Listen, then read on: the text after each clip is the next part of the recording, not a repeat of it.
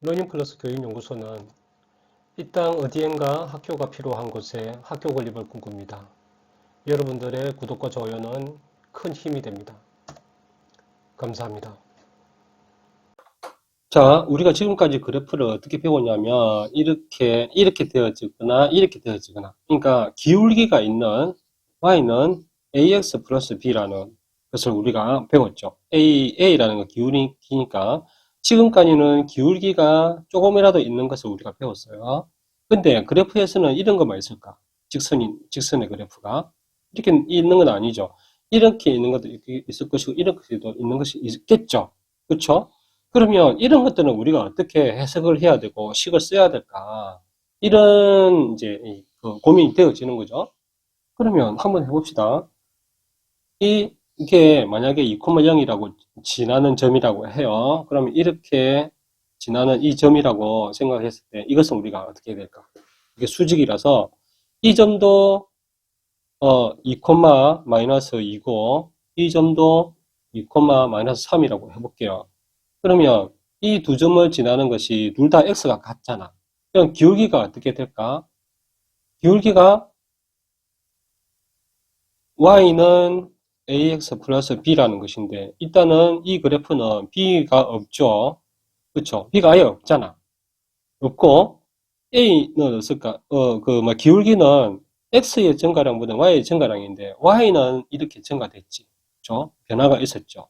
근데 x는 똑같이 2야. 그러면 분모가 0이 되잖아요. 그렇죠? 분모가 0이 되는 건 없거든. 근데 그래서 이 부분을 가만히 보니까 어떻게 생각하냐면 x가 전부 2더라는 거지. x가 전부 다 2밖에 안 나오더라는 거예요. 자, 수학에서는 필요 없는 것들은 적지 않습니다. 이게 이것만 하나를 표현을 하면 이것에 대해서 모든 것이 다 설명 가능하다라고 하면 그 외의 것은 필요 없기 때문에 수학에서 쓰지 않는 경우가 많이 있어요. 그럼 예를 들어 그냥 이 부분이라고 생각을 해봅시다. y라는 것은 y는 여기 보면 y는 계속 바뀌지. 위치가 바뀌지만 x의 값은 무조건 2야. 바뀌는 것은 의미가 없다는 거지. x는 2라는 것으로만으로도 충분히 이 그래프를 설명할 수 있기 때문이에요. 자, 그러면 이 부분, 이런 부분만 있을까? 이런 것도 있겠죠. 이게 x와 나란히 된 거. 이건 어떻게 될까? y는요. y는 여기가 만약 이 점이 뭐랄까 2,3이라 해봅시다. 그러면 이것은 y가 전부 3이죠. x는 무조건 다 바뀌어. 바뀌지만 y 값은 무조건 3이야. 그러면 y는 3이라고 표현을 하는 거예요. 이렇게만 일단 우리가 알고 있읍시다. 그렇게만 표현해도 이 그래프를 우리가 그릴 수 있고, 그리고 좌표를 찾을 수가 있고, 또 이 식을 표현할 수가 있다라는 거예요. 그렇죠? 그렇기 때문에 이렇게 표현한다고 칩시다. 그러면 이 그래프의 특징을 한번 봅시다. 이렇게 했을 때 x는 뭐 2, y는 2라고 해볼게요. x는 2, 이거는 y는 2라고 해봅시다. 그러면 이 x의 특징은 어떤 게 있을까? 여기서 보면, 이 그래프만 보면, 이거 좀 지우고 해볼까요? 보면, 이 그래프의 특징은 무엇을 가지고 우리가 하느냐? 보이는 것만 가지고 해보는 거예요. 이거는 x축이고 y축이죠. 그렇죠? x축과 y축하고의 어떤 관계가 있을 수 있겠지. 왜냐면, 이 x는 이라는 것은 이렇게 되어 있어서 y축과 평행하죠. 무조건 평행하잖아. 이 거리가 같잖아. 무조건 같잖아. 그렇죠? 일단은 y축과 평행해. y축과 평행. 그 다음에 x 자신의 주가는 어떨까? 수직이에요. 수직. 수직. 그 다음에 y는 만약에 2라고 해볼게요.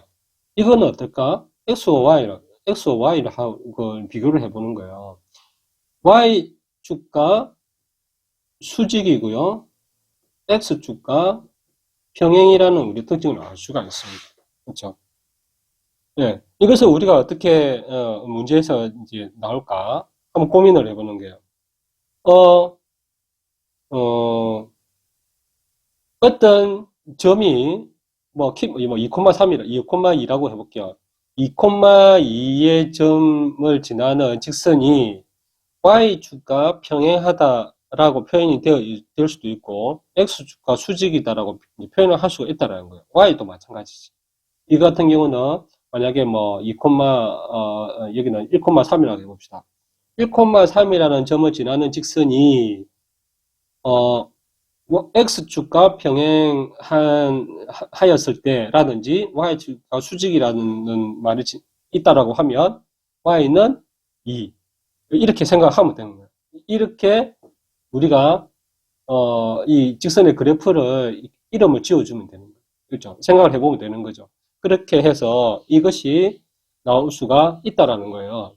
자, 그러면 이것을 우리가 어떻게 배웠느냐? 이 그래프의 특징을 보고 문제가 나올 수 있는 부분들이 어떤 부분일까? 무엇을 알기 위해서 이러한 수직과 수평의 그래프를 알아야 될까라는 거예요. 자, 그래프를 봅시다. 여기서 x축과 y축에 둘 다 평행한 거죠. x는 y는 그것은. 그러면 말 그대로 보면 이렇게 나오는 직선과 이렇게 나오는 직선들이 있다라는 거예요. 그러면 x와 y의 수직이 관계고 이것과 x는 2, y는 3이라고 마이너스 3이라고 해볼게요. 그러면 이거 같은 경우는 이 직선의 그래프와 이 직선의 그래프는 수직이죠. 수직이라는 것은 어떤 어떤 그 도형이 만들어질 수가 있는 근거가 되는 거죠. 예를 들자면 이런 거예요, 이런 거. 이것 같은 경우는 이제 완전히 그 직사각형이 될 수가 있겠죠. 그런 말은 직사각형의 넓이를 구해라는 어떤 문제도 나올 수 있고, 그러면 이 거리와 이 거리를 알아야 되기 때문에 이 거리와 이 거리를 알아서 넓이를 구할 수도 있지만 넓이를 얘기를 해주고 이 x 이 a의 값을 찾아라고 이 길이를 찾아라고 하는 경우도 있겠죠. 뭐 가로의 길이, 세로의 길도 마찬가지고 그렇죠. 그런 것도 있을 수가 있습니다. 그렇죠. 또 어떤 게 있을까? 어떤 직선이 있다라고 해요. 직선의 그래프가 이렇게 원점을 지나는 직선 y는 뭐 2x는 그냥 x, y는 뭐 이렇게 뭐 그냥 2x라고 해봅시다. 2x라고 그랬을 때 원점을 지나죠. 이 그래프와 이 그래프 그리고 x축과와의 연결을 해서 이 삼각형의 그래프를 그릴 수가 있겠죠. 그러면 직각삼각형이죠. 그렇죠. 그럼 이 거리를 구하고 이 거리를 구할 수가 있는 거죠. 이렇게 해서 여러 가지 도형의 넓이나 도형의 가로, 세로의 길이라든지 이런 것들을 구할 수가 있는 것이 이제 y는 x는 해서 이 그래프를 우리가 알아야 될 그런 필요가 있다는 거예요. 이 부분 말고 다양한 것도 있을 수가 있습니다. 그렇죠?